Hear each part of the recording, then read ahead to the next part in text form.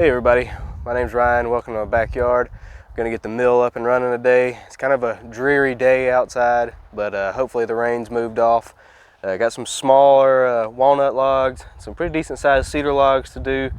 We'll see if we can get them all done today. This log in particular has a crotch down here, so we might get some cool grain. Other than that, just sit back and enjoy.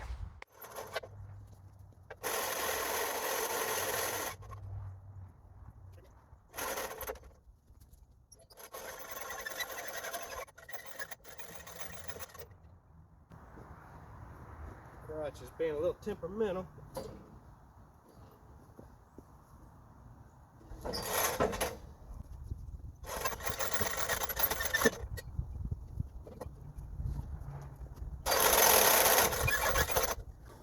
Well, I'm just having a time with this thing.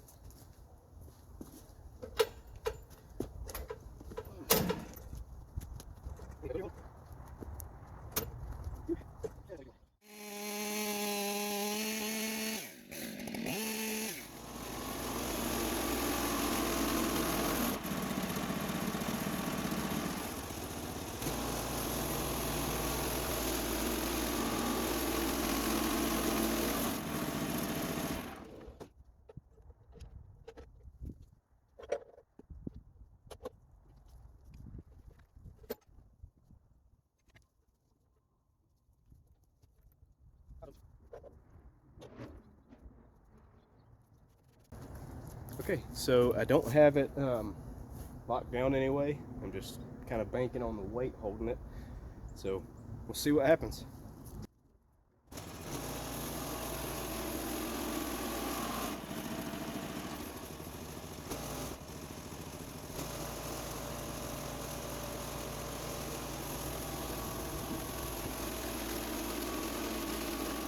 So there's still a lot of sapwood here, but we're starting to get some figure around here where this smaller branch was coming out. So see what it looks like with a little water on it. Ooh. Oh yeah. Some pretty stuff. That's gonna look good.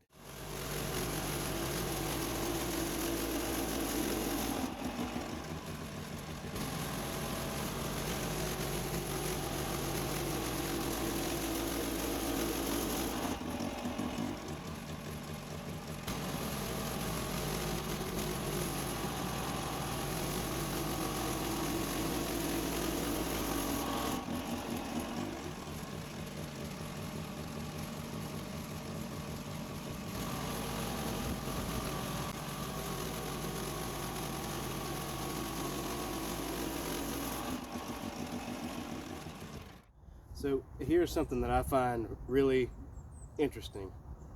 Before I got this mill, I had a chainsaw mill and it worked great. It made really pretty slabs. I could take it anywhere.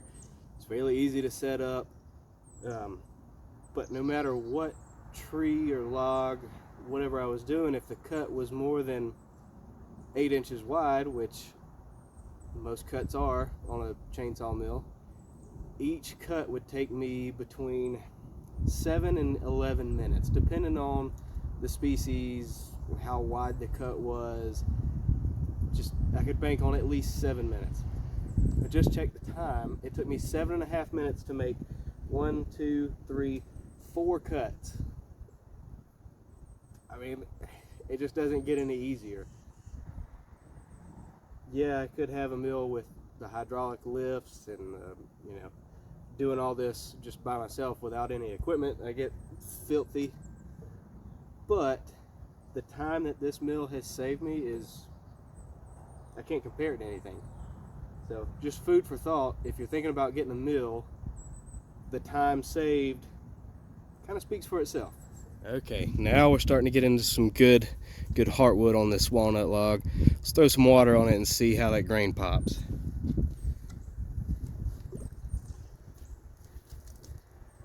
Ooh.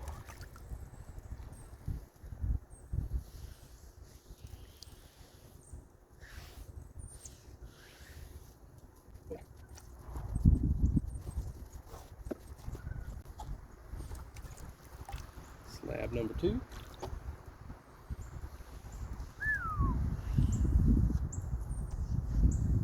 pretty good bit of sapwood, but that's starting to really show some pretty grain. Moving on down to the crotch section of this tree. Let's see what kind of grain this has for us. Oh yeah. Pretty. Let's see what the next one looks like.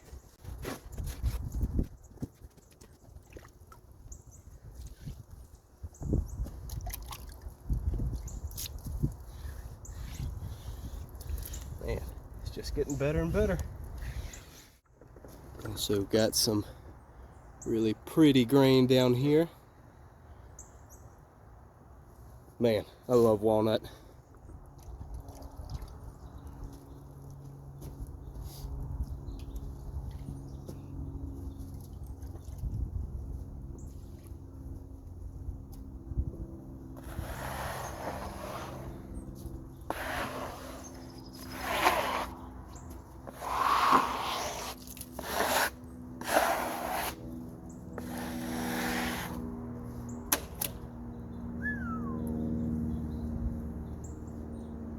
I'll take it.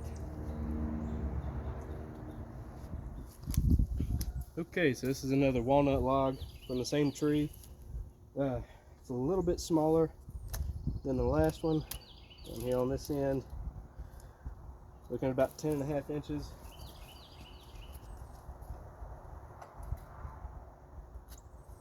And this end is about 9.25. There's a slight sweep to the log. So I've got it positioned on the mill where I can have a board as wide as possible, because this log's kind of small just to make lumber out of, dimensional lumber. So I think I'm just going to leave it live edge, and this will probably end up being some charcuterie boards, or it may get cut down into being cutting boards or something of that nature. So let's get to cutting.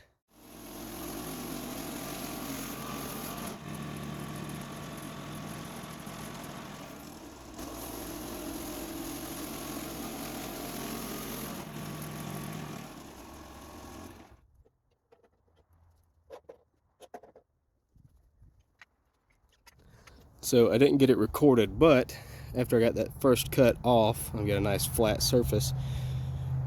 This end down here was down here. I just took the log stops off, and it's pretty easy just to grab one in and flip it around. And the reason I did that is because this piece up here that kind of curves that way, it would have been outside of the cut area for the blade. So an astute eye might have caught that I flipped it around, but I just figured I'd explain why I did it.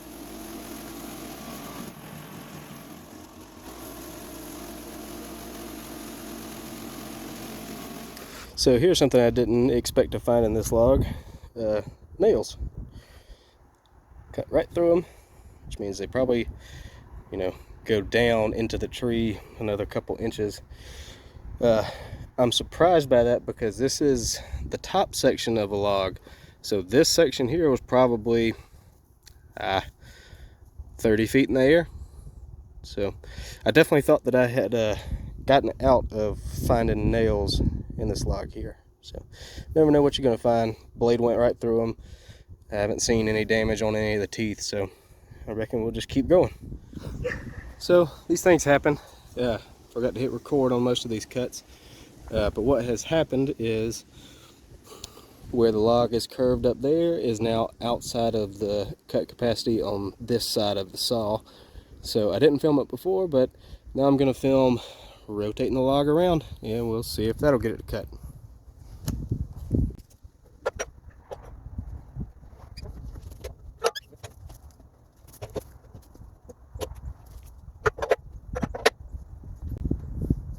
You know what? I am just oh so smart.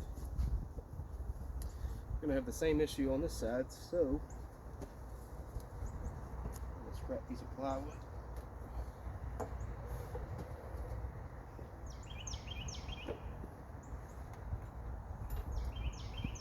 See if that throws it off enough to finish this cut out.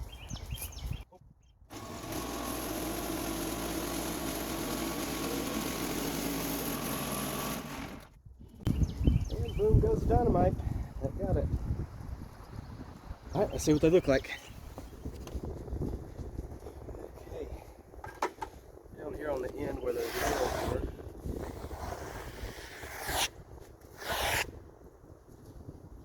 Let's see what that grain's looking like.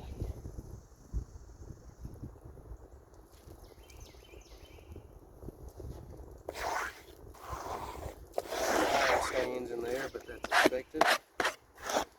These streaks coming out here, that's iron stains, and all this black.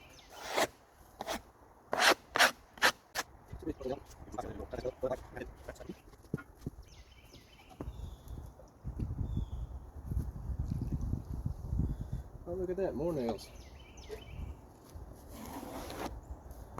Wow. 1, 2, 3, 4, 5 of them. And like I said, this part of the tree was way up there. I don't know if this was an old tree house or what. This came off an old home place. Man, I expected to find nails in the bottom logs, and I did. I found several. Did not expect them up this high. Next.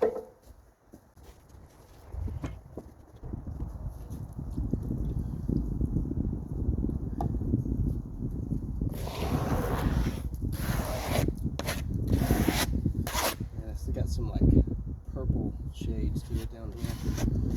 Starting to lose the nails. Still see a little bit. Maybe we're starting to get through them. Of course, now we're having to deal with these.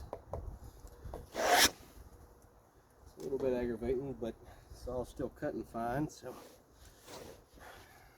I reckon that blade's okay.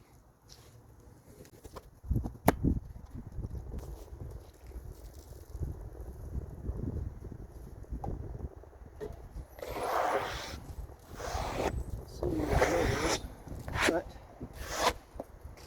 a lot of the iron stain is really black through here. I don't know how well that's coming through on the camera, but super dark right here.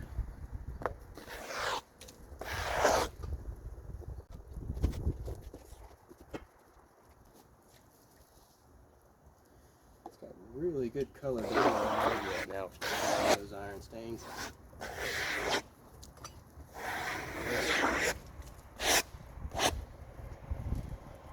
Really interesting grain. Of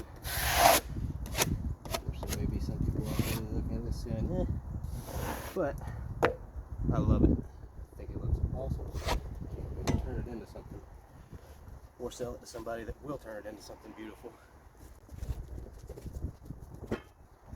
This is the last one. Cut's getting quite high enough right there. Man. Alright, well, on the stack she goes.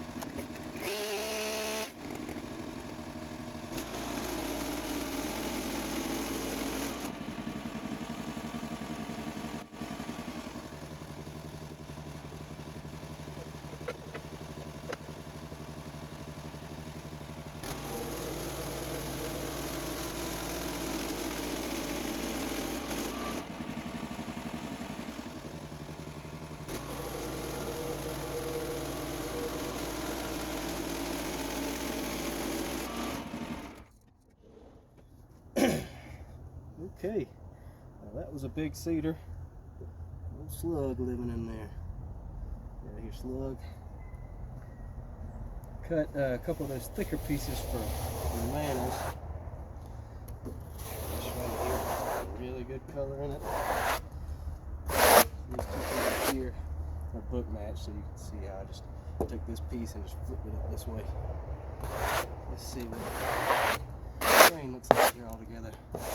Doesn't have a whole lot of rot in it. Normally, cedars that I've seen that get this big, which this here is about 13 inches at the widest point, and about 11 down there. Once they get that big, they tend to have a lot of rot in the middle of them. This has got some, but overall it looks pretty good. I'm going to take a measure. Let's see what it looks like with a little water.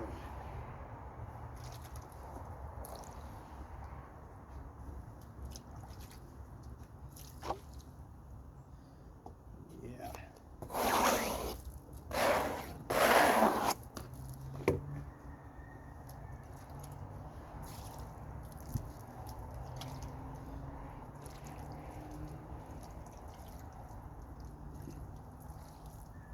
Yep.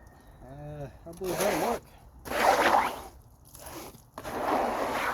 Look at that, I got a whole family of slugs living down there in that rotten out part.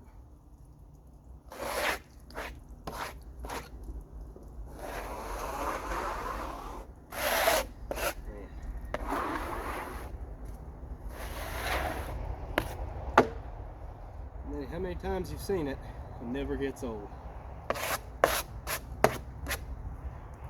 Well, it's getting pretty late in the day, so let's get this stuff stacked up and we'll call it a night.